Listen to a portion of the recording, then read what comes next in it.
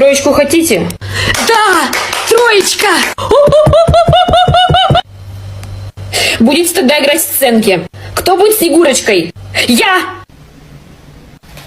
А можно не я?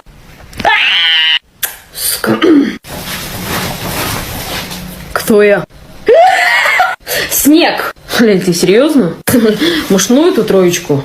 Так, все, учим до завтра. Сейчас будут выступать мои девочки.